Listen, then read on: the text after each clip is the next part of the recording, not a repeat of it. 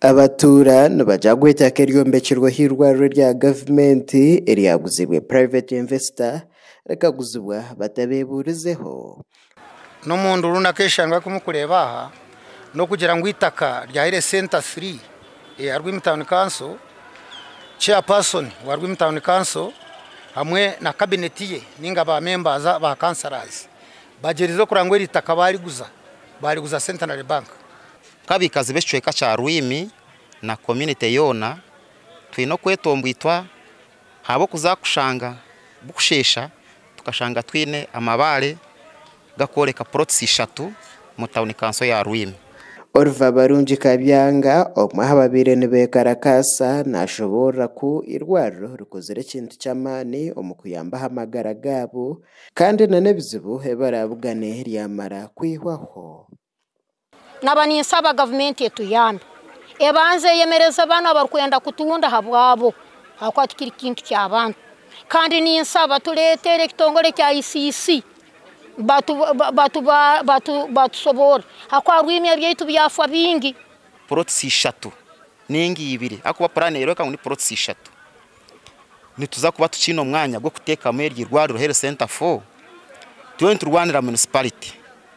kwija municipality ejane bintu bingi expansion kirwariro services nyingi so kuturacendeza ahitaka rya council ningeri ryirwariro nituza kutanka hezo services omurukiko abataka bashabire meya hamwe nakatebekeye kandi bataka panyisita keryo kandi bagaruke omurukiko rwabo bahindure ekiteekateeko ekyo nitwikiriza ngwita keri naryo muri pangise ansa yes ningano tituchayenda kukuma muratozo kuzekakasha hemwe mukamarira iwe chairman na komite yawe nimwikiriza ngo kwa bataka bayanga itakeri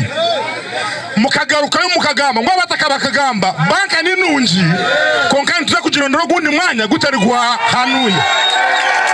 ebyo bikiriyaho meya wa Rwimi Town Council Aberongo Mayodi yahakanisa ebiri kumugambwaho arikushobora ngo bakagurize ninga kupanyisa itaka no baharabe bine ekiteekateeko ekyo tusabire physical planner na engineer kutuserura itaka ririho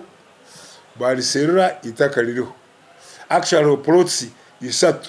bitu byakoresa protsi 2 zonga ako yakasatu negenda kuri mu irembo so tugonze irembo ryetu ryekareho